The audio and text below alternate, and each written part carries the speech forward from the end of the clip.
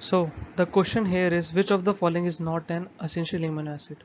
Valine, lysine, tyrosine, and leucine. So an essential amino acid is an amino acid that cannot be synthesized from scratch by the organism. So among these of four given options, valine, tyrosine, leucine, and lysine, the the three of them can not be synthesized from scratch by the organism fast enough to supply its demand and must therefore come from the diet.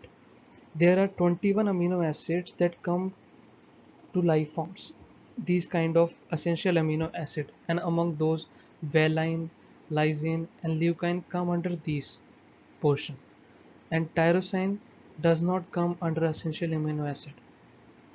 Hence, tyrosine is not an amino acid, essential amino acid, because it cannot be synthesized from scratch by the organism and can only be synthesized thereafter.